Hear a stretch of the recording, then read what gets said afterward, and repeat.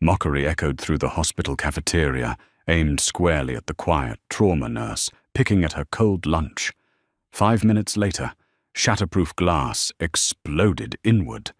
Heavily armed operators swarmed the room, lasers painting the arrogant doctors before their commander, locked eyes with the lonely nurse, and snapped a salute. The fluorescent lights of Seattle's Harborview Medical Center cast a sterile, unforgiving glow over the emergency department. It was Friday afternoon, a notorious time for the trauma bays, and the air already smelled sharp with antiseptic sweat and the metallic tang of blood. Amidst the chaotic symphony of blaring monitors and shouting residents, Ilara Bowman moved like a ghost.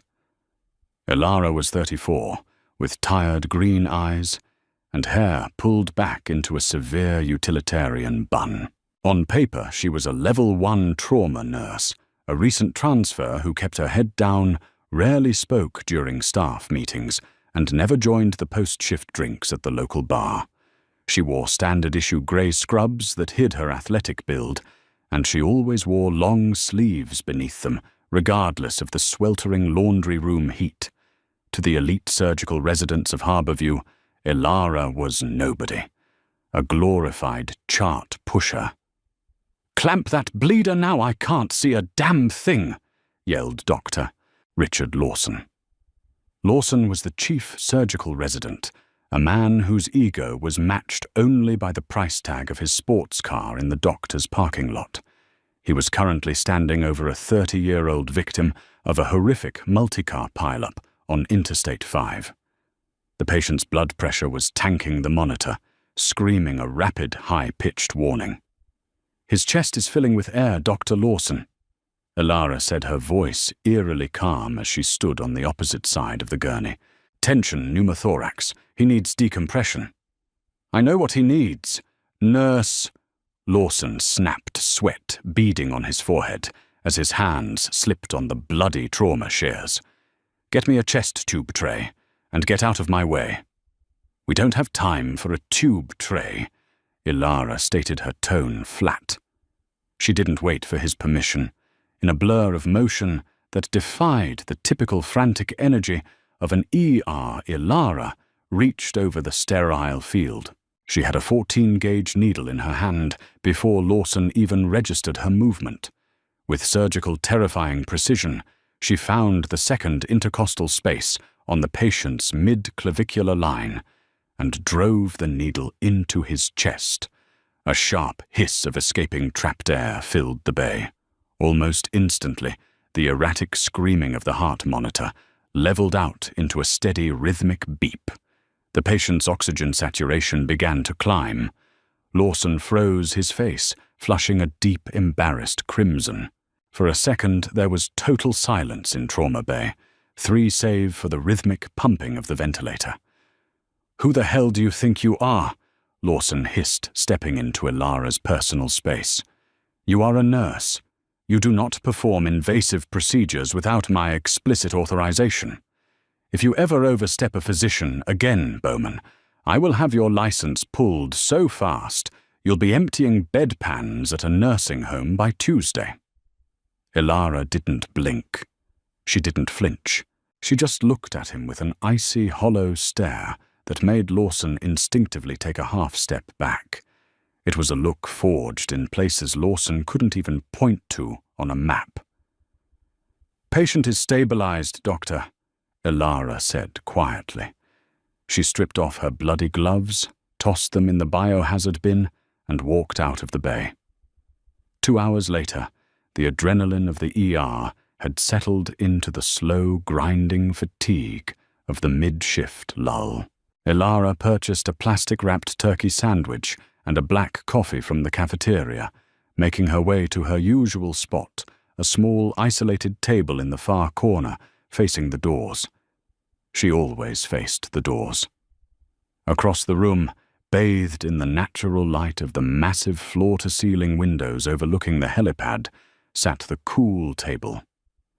Dr. Lawson held court, surrounded by a few junior residents, and Kelly Preston, the notoriously gossipy charge nurse. I'm telling you the woman is a liability, Lawson was saying loudly, not caring if his voice carried over the clatter of plastic trays. He gestured animatedly with his fork. She actually shoved me out of the way.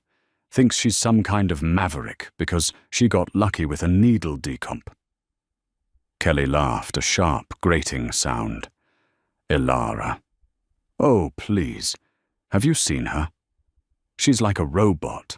I asked her last week what she did before she came to Harborview, and she just stared at me. Total weirdo. Probably got fired from her last hospital for being creepy. Look at her, Lawson sneered, glancing over his shoulder. Eating alone. Again. Not a friend in the world. I bet she goes home to a dozen cats and a microwave dinner. Ilara heard every word. She took a slow sip of her bitter coffee, her expression unchanging. She didn't care about Lawson's fragile ego, and she certainly didn't care about Kelly's high school mean girl routine. Her mind was 7,000 miles away, drifting back to the dust-choked mountains of the Korangal Valley. She remembered the smell of cordite, the deafening roar of A-10 warthogs doing gun runs, and the desperate, bloody triage of American operators whose lives depended entirely on her hands. She looked down at her left wrist. Beneath the sleeve of her scrub top rested a heavy, rugged Garmin Tactics smartwatch, a piece of gear heavily favored by Special Operations Forces. Beside it, barely visible, was a jagged scar that wrapped around her forearm, a souvenir from a piece of shrapnel in Syria. Just keep your head down, Major, she told herself. This is a civilian assignment, a cooling-off period. Let the kids play doctor. Ilara was not just a nurse. She was Major Ilara Bowman, a highly decorated trauma surgeon and Special Tactics medical officer, attached to the Joint Special Operations Command, JSOC. For the last 8 years she had deployed alongside Tier 1 units Delta Force DevGru and classified task forces that didn't officially exist. 6 months ago, a mission in Yemen had gone catastrophically wrong. Ilara had spent 48 hours trapped behind enemy lines, keeping 3 critically wounded operators alive with nothing but a blown-out medical kit and pure willpower. Command had forced her onto mandatory stateside leave. To keep her sharp, and to keep her from going insane with boredom, her commanding officer, General Clayton, had pulled some strings. He embedded her at Harborview, under a quiet cover, as a standard floor nurse, contracting through a discreet medical staffing subsidiary owned by the private defense firm Constellis. "Hey, Bowman," Lawson called out, suddenly emboldened by the laughter of his peers. He raised his voice so the whole cafeteria could hear. "If you're done playing hero in my ER, maybe you can run down to the basement and organize the supply closet. Fits your skill set a bit better, don't you think?" A smattering of snickers erupted from the nearby tables. Ilara slowly lowered her sandwich. She didn't look angry. She looked terribly, profoundly bored. She checked her watch. 1:14 p.m. Her shift was halfway over. She just had to survive the civilians for a few more hours. But as she raised her coffee cup back to her lips, the heavy Garmin watch on her wrist suddenly vibrated. It wasn't a standard text notification. The screen flared a bright, solid red. A single alphanumeric code flashed across the display, Crucible Actual. Code Black. Ilara's blood ran cold. The coffee cup stopped inches from her mouth. Code Black wasn't a hospital code. It was a JSOC emergency broadcast. It meant a catastrophic compromise. It meant a Tier 1 team was in critical danger, and standard extraction protocols had failed.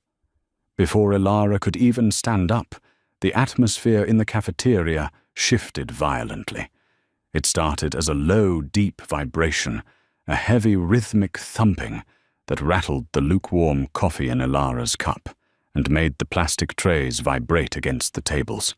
The sound grew louder, dropping an oppressive blanket of noise over the room. "What is that?" Kelly asked, her smile faltering as she looked toward the massive windows. Life flight. Life flight doesn't sound like that. Lawson frowned, standing up from his chair. He was right. Standard civilian medevac helicopters had a high-pitched, whining rotor chop. This was a deep, guttural roar that seemed to shake the very foundation of the hospital. Suddenly, a massive shadow blocked out the afternoon sun. Outside the cafeteria windows, touching down aggressively on the reinforced hospital helipad, was not a bright orange and white life flight chopper. It was a heavily modified MH-60M Black Hawk, painted completely in radar-absorbent matte black. There were no hospital markings, no red crosses, only the faint stenciled emblem of the 161st Special Operations Aviation Regiment, the Night Stalkers. The downdraft was so violent, it ripped the decorative bushes from their planters outside and slammed debris against the reinforced cafeteria glass. Inside, panic erupted. Nurses screamed. Doctors dropped their food. Patients in wheelchairs were hastily pulled away from the windows by terrified staff. Lawson stumbled backward, tripping over his own chair and landing hard on the linoleum floor, his arrogant facade completely shattering into sheer terror. "Active shooter, get down! Everyone get down!" a security guard yelled, fumbling for his radio. Ilara didn't get down. She stood up, her posture instantly shifting from the slouched invisible nurse to a rigid, hyper-alert military officer. Her eyes locked onto the side doors of the Black Hawk as they slid open before the skids even hit the concrete. 4 men poured out of the bird. They weren't police. They weren't SWAT. They were massive figures clad in full battle rattle, Crye-Precision multicam uniforms, heavy plate carriers loaded with magazines, and suppressed HK-416 assault rifles gripped tight to their chests. 4-tube panoramic night vision goggles, GPNVG 18S, were flipped up on their high-cut ballistic helmets. Their faces were obscured by balaclavas and dark tactical glasses. They moved with a terrifying synchronized fluidity. They didn't run.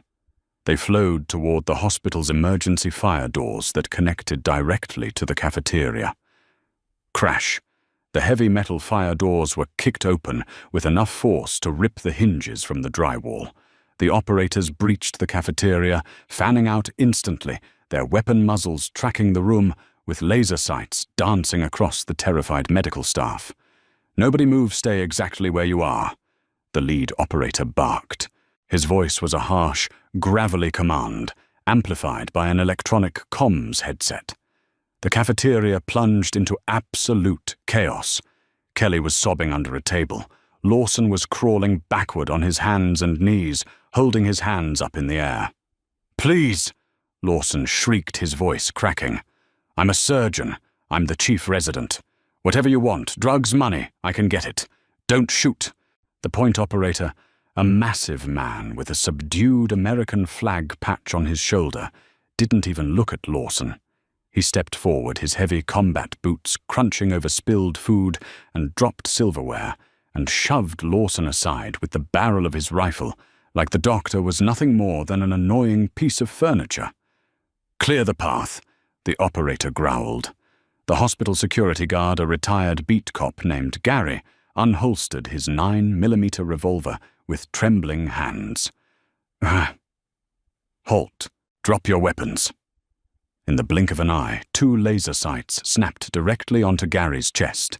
"Put it down, Gary." A calm, commanding female voice rang out over the screaming. Everyone froze. Lawson, trembling on the floor, looked up. Kelly stopped crying. The security guard blinked in confusion. It was Ilara. She stepped out from behind her corner table, her hands resting easily at her sides. She wasn't cowering. She wasn't running. She walked directly toward the heavily armed men who had just violently hijacked the hospital. "Nurse Bowman, are you insane?" Lawson hissed from the floor. "Get down." Ilara ignored him. She stopped 10 feet from the lead operator. The heavily armed men didn't raise their weapons at her. Instead, they immediately lowered the barrels of their rifles, pointing them at the floor. The lead operator reached up and pulled down his balaclava. It was Master Sergeant David Miller, a hardened Delta Force operator Ilara had patched up during a brutal firefight in Fallujah 3 years ago. His face was streaked with camouflage paint and sweat, his eyes wide with desperate urgency. To the absolute shock of every doctor, nurse, and patient in the room, the terrifying, heavily armed giant snapped his boots together and threw a sharp, perfect salute to the quiet trauma nurse. "Major Bowman." Miller's voice rang out clear and respectful, echoing in the dead silence of the cafeteria. Lawson's jaw practically hit the linoleum. "Major at ease, Master Sergeant." Ilara said, her voice completely stripped of its quiet, subservient hospital tone. It was hard, authoritative, and sharp as a scalpel. "What the hell is going on, Miller? You just broke 6 different federal laws, landing a saw bird on a civilian pad. We don't have time, ma'am," Miller said, stepping closer, his voice dropping into a rapid, tactical cadence. "General Clayton authorized the breach. We have a Black Swan event. Ghost Actual's convoy was hit by an IED in a classified zone in Eastern Europe. He's critical. Shrapnel in the descending aorta, massive hemorrhaging. He's in the air right now, but the military surgeons at Ramstein are saying he won't make the flight." Ilara's eyes narrowed. Ghost Actual was the call sign for the commander of the most elite task force in the US arsenal, and he was one of her closest friends. "Where is he?" Ilara demanded. "Inbound on a C-17 flying supersonic. But they need a specialized trauma surgeon ready to operate the second he touches down at Andrews Air Force Base. General Clayton said there is only one surgeon on the planet who can pull off this bypass in a combat zone." Miller looked her dead in the eye. "We need you back in the game, Major. Right now." Ilara stood in silence for a fraction of a second. She looked back over her shoulder. She looked at Lawson, pathetic and terrified on the floor. She looked at the spilled turkey sandwich. The facade was over. The game of playing normal was done. Ilara reached to the back of her neck and unclipped her hospital ID badge. She tossed it onto the nearest table. "Get me a surgical kit and prep the bird," Ilara ordered, her eyes blazing with an intensity that made the surrounding doctors flinch. "We fly in 60 seconds. Deafening rotor wash swallowed her words the moment she stepped toward the helipad. Ilara didn't look back at the shattered emergency fire doors, nor did she spare a single glance for Dr. Richard Lawson, who was still clutching his knees on the cafeteria floor, pale and completely paralyzed by the reality check. He was a big fish in a tiny, sterile pond. Ilara had just been called back to the ocean. Master Sergeant Miller tossed a heavy Kevlar-lined flight helmet and a tactical headset into Ilara's hands the second she cleared the Black Hawk's doors. She strapped into the jump seat, sliding the headset over her ears, just as the MH-60M banked hard to the east, aggressively gaining altitude over the Seattle skyline. "Comms check, Major." Miller's voice crackled through the earpiece. "I have you 5 actual," Ilara replied instinctively, falling back into military protocol. "Give me the medical sitrep on Ghost, and don't sugarcoat it." Miller tapped a ruggedized Panasonic ToughPad strapped to his thigh and mirrored the display to a small monitor bolted to the fuselage in front of Ilara. A live telemetry feed populated the screen, showing horrific vital signs. Heart rate 145 and thready. Blood pressure tanking at 60/40. "Ghost Actual is Colonel James Riley," Miller said grimly. "Convoy took a shaped charge, IED, right through the armored chassis of his Striker, outside a black site near the Ukrainian border. Shrapnel bypassed his side plates, entered the left lateral thorax, shattered 3 ribs and lodged dead center in the descending aorta." He's bleeding out into his chest cavity. The critical care air transport team on the C-17 managed to intubate and push whole blood, but they are losing the battle. Ilara stared at the telemetry. James Riley. He wasn't just a commander. He was the man who had pulled her out of the wreckage of a downed Pavehawk in Kandahar 6 years ago, burning his own hands to the bone to free her from the twisted metal. "Patch me through to the C-17, Ilara ordered, her voice completely devoid of emotion. Panic was a luxury she couldn't afford. A moment later, the comms clicked. A frantic, breathless voice filled Ilara's ears over the deafening hum of the cargo plane's engines. "This is Staff Sergeant Jenkins, CCATT medic. We are losing him. I've pushed 4 units of O negative and his pressure is still dropping. Chest tube output is massive."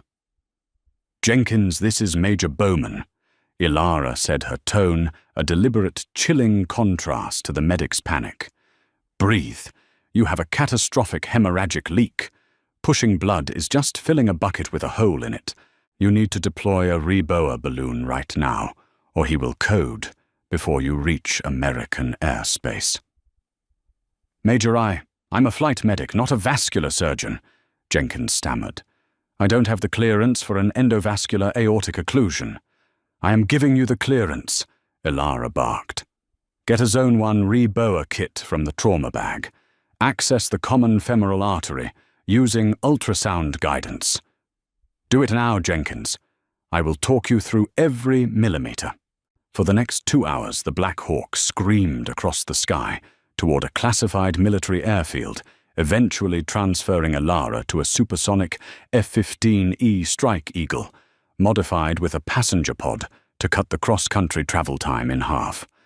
Throughout the grueling high-G flight, Ilara remained on the comms, a disembodied guardian angel, guiding a terrified 22-year-old medic through one of the most complex, high-risk temporizing procedures in trauma surgery.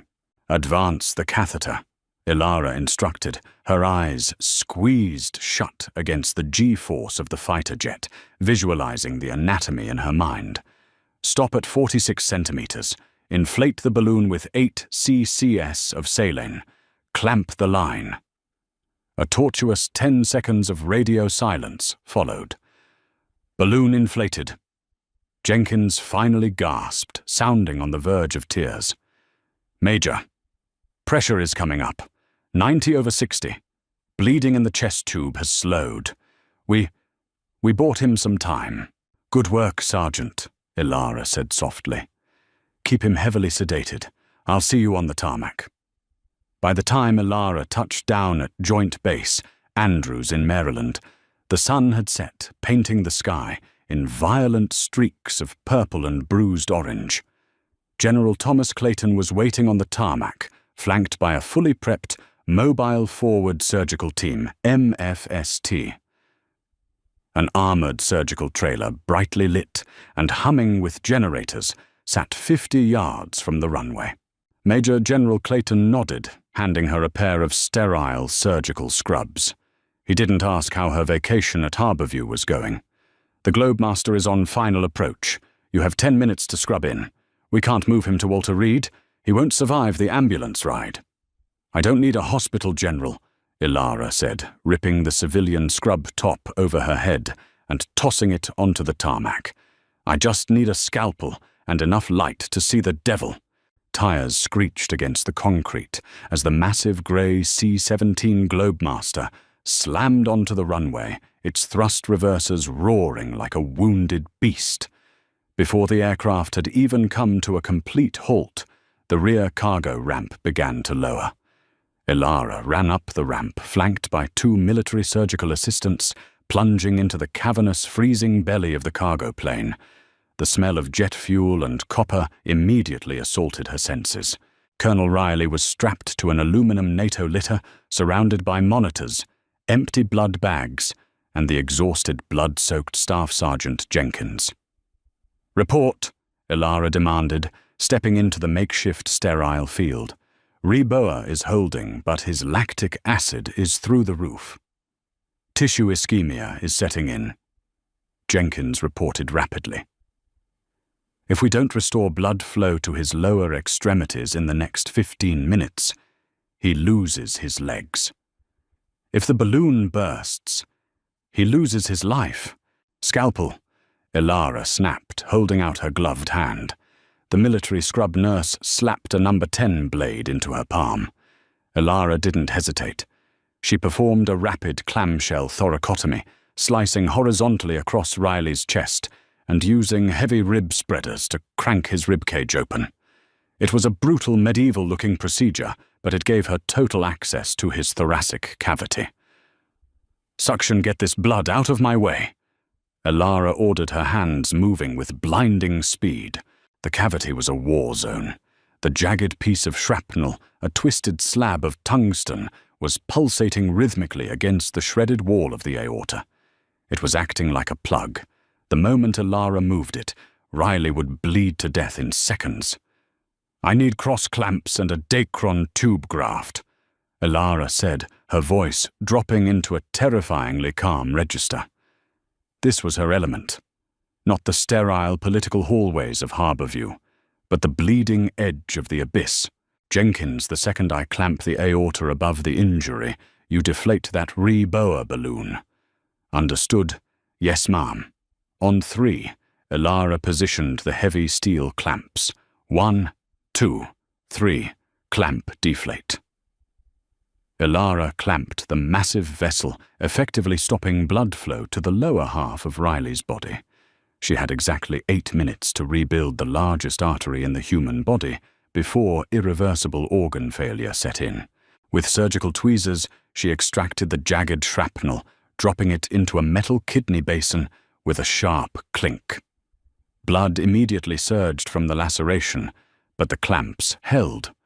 Working with a speed that defied human anatomy, Ilara began to suture the synthetic Dacron graft to the torn edges of the aorta, her needle flashing under the harsh halogen lights of the cargo bay. "Pressure is dropping, Major," the anesthesiologist warned. "He can't handle the clamping much longer. Give him pressors. Keep his brain perfused." "I need 2 more minutes," Ilara muttered, tying microscopic knots with absolute precision. Sweat beaded on her forehead, but her hands were made of stone. Every suture was perfect, every movement calculated to the millimeter. Finally, she tied the last surgical knot. Removing clamps, re-establishing flow, Ilara announced. She slowly released the proximal cross-clamp. The room held its collective breath. The synthetic graft expanded, turning deep red as Riley's blood rushed through the newly rebuilt pipeline. Ilara stared at the suture lines, looking for any sign of a leak. Nothing. It was completely watertight. "Vitals?" Ilara asked, stepping back from the table. The anesthesiologist let out a long, shuddering exhale. "Pressure is rebounding. 110/70. Heart rate is stabilizing at 90. Pulse oximetry is climbing." "Major, you got him." A collective wave of relief washed over the CCATT team. Staff Sergeant Jenkins slumped back against the fuselage, staring at Ilara with a mixture of utter shock and profound reverence. Ilara simply stripped off her bloody gloves.